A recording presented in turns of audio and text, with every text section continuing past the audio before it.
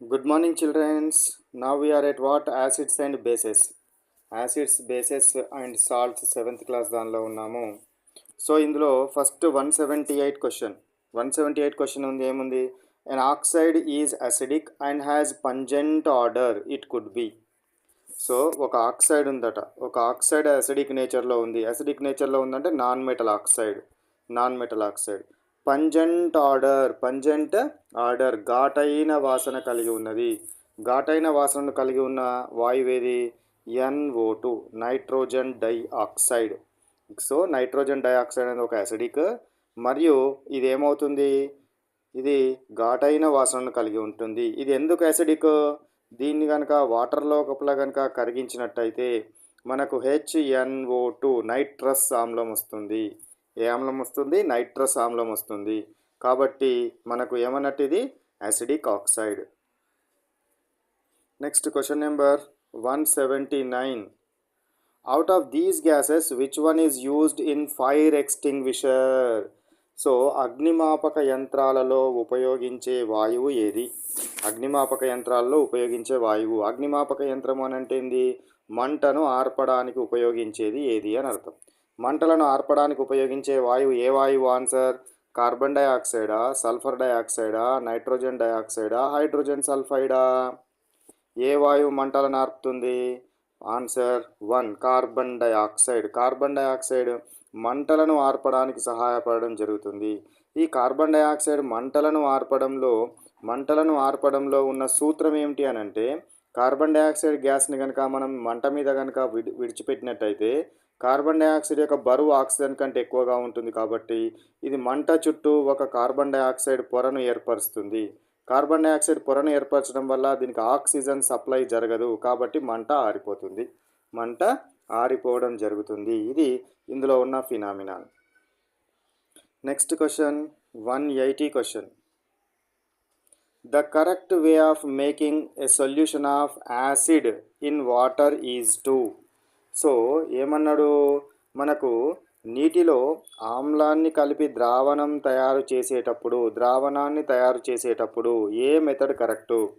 Add water to యాసిడా, add acid to వాటరా, mix acid and water సైమల్టేనియస్లా, add water to acid in shallow container.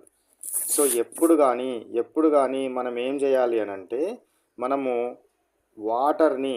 వాటర్ని ఒక పాత్రలో తీసుకొని దీనికి మనము డ్రాప్ బై డ్రాప్ యాసిడ్ను యాడ్ చేయాలి. యాసిడ్ని యాడ్ చేయాలి. ఎప్పుడు కూడా యాసిడ్ని పాత్రలో తీసుకొని వాటర్ని యాడ్ చేయకూడదు. దేన్ని యాడ్ చేయాలి? యాసిడ్ని యాడ్ చేయాలి. దేనికి యాడ్ చేయాలి? వాటర్కి యాడ్ చేయాలి. అందుకే మీరు ఇట్లా గుర్తుపెట్టుకోవాలి, యాడ్ యాసిడ్ అని గుర్తుపెట్టుకోవాలి. యాడ్ యాసిడ్ టు వాటర్ అని గుర్తుపెట్టుకోవాలి. ఓకేనా? Next question number 181. Products of a neutralization reaction are always. So neutralization reaction తటస్థీకరణ చర్యలో ఏర్పడే ఉత్పన్నాలు ఏమిటి? ఏమి ఏర్పడతాయి? So an acid and base వస్తాయా? ఎన్ యాసిడ్ అండ్ సాల్టా, సాల్ట్ అండ్ వాటరా, సాల్ట్ అండ్ బేసా? ఏమొస్తుంది? ఎప్పుడు కానీ ఒక యాసిడ్ని మరియు ఒక బేస్ని కనుక కలిపి జరిపే రియాక్షన్ని న్యూట్రలైజేషన్ రియాక్షన్ అంటాము. యాసిడ్ మరియు బేస్ మధ్య జరిగే రియాక్షన్ ఏమనాలి? Neutralisation reaction. ఇప్పుడు ఈ పర్టికులర్ న్యూట్రలైజేషన్ రియాక్షన్ యాసిడ్ బేస్లో NaCl+H2O ఫామ్ అవుతుంది. NaCl అనేమో సాల్ట్, ఇదేమో వాటర్. కాబట్టి యాసిడ్ అండ్ బేస్ రియాక్షన్లో ఎప్పుడు కూడా ఏం ఫామ్ అవుతుంది? సాల్ట్ అండ్ వాటర్ ఫామ్ అవుతాయి. ఏం ఫామ్ అవుతుంది? సాల్ట్ అండ్ వాటర్ ఫామ్ అవడం జరుగుతుంది. Salt and water. సో ఇది న్యూట్రలైజేషన్ రియాక్షన్. ఏ రియాక్షన్లో ఆమ్ల క్షారాల మధ్య జరిగే రియాక్షన్లో సాల్ట్ అండ్ వాటర్ కనుక ఫామ్ అయితే దాన్ని న్యూట్రలైజేషన్ రియాక్షన్ అనాలి. Next 182 question number 182. So turmeric is a natural indicator. On adding its paste to acid and base separately which colours would be observed. సో మనకు పసుపు అనేది, టర్మరిక్ అనేది ఒక సహజ సూచిక.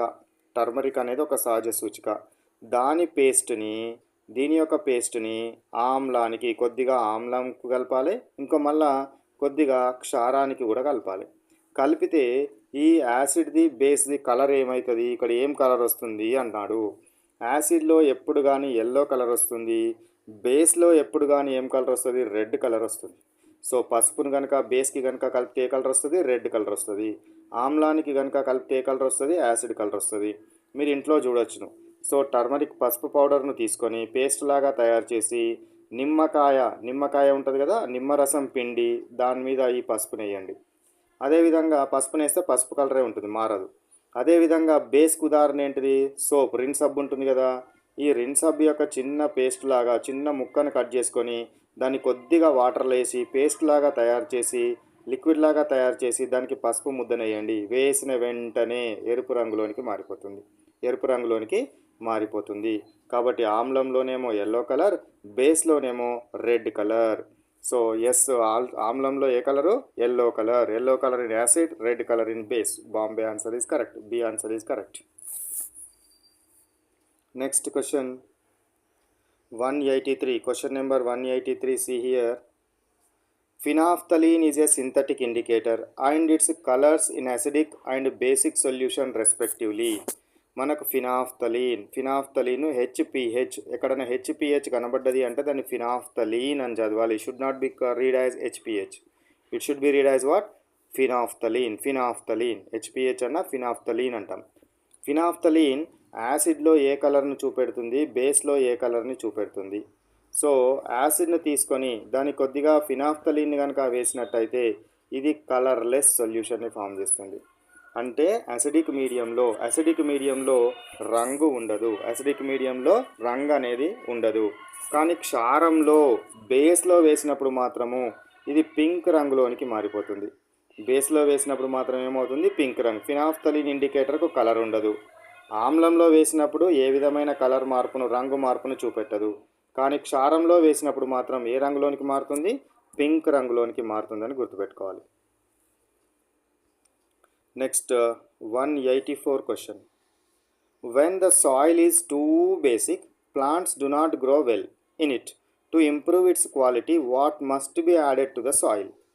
సో ఏమన్నాడు, సాయిల్ బాగా బేసిక్ నేచర్ ఉందంట, ఎక్కువ బేసిక్ నేచర్ ఉంది కాబట్టి పంటలు సరిగా పండవు. కాబట్టి ఏం చేయాలి, దీని బేసిక్ నేచర్ని తగ్గించాలంటే దీనికి ఏం యాడ్ చేయాలి, యాసిడ్ సబ్స్టెన్సెస్ని యాడ్ చేయాలి. అంటే అసిడిక్ మీడియం ఉన్న వాటిని మనం యాడ్ చేయాలి. యాడ్ చేయడం జరుగుతుంది. అసిడిక్ మీడియం ఉన్నదాన్ని మనము యాడ్ చేయాలి. కాబట్టి ఏం కలపడం జరుగుతుంది అని అంటే ఆర్గానిక్ మ్యాటర్ని కలపాలి.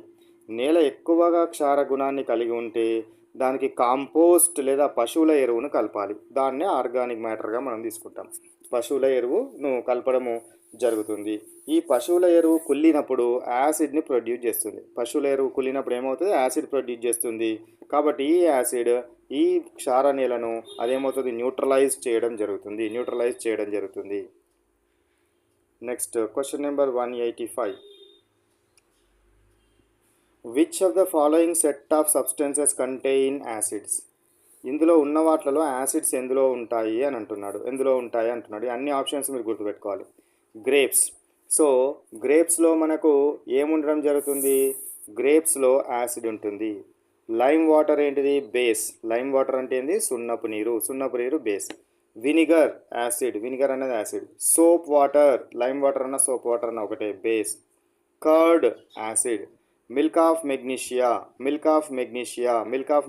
అంటే మనకేంటిది, మిల్క్ ఆఫ్ మెగ్నీషియా అనేది మనకు ఎక్కువగా ఎప్పుడైనా అల్సర్ కనుక వస్తే, ఎప్పుడైనా కడుపులో కనుక మంట కనుక ఉంటే, అధిక ఆమ్లం కనుక ఉన్నట్టయితే, అసిడిటీ కనుక అయినట్టయితే మనం మిల్క్ ఆఫ్ మెగ్నీషియం తాగాల్సి ఉంటుంది. అంటే ఇవేంటివి, Digene tablets. So milk of magnesia అనేది ఏంటిది, బేస్. కడుపులో ఉన్న అసిడిటీని న్యూట్రలైజ్ చేస్తుంది కాబట్టి ఇది base. Curd acid, vinegar acid. కాబట్టి మొత్తం యాసిడిక్ సబ్స్టెన్సెస్ ఉన్నవి ఏంటిది, డి ఆప్షన్ సరి అయినది. ఢిల్లీ ఆప్షన్ సరి అయిన ఆన్సరు. సో కర్డ్ లోపల మనకి ఏముంటుందంటే లాక్టిక్ ఆమ్లం ఉంటుంది. కర్డ్లో ఏ ఆమ్లం ఉంటుంది, లాక్టిక్ ఆమ్లం. వినిగర్లో ఏ ఆమ్లం ఉంటుంది, ఎసిటిక్ ఆమ్లం ఉంటుంది.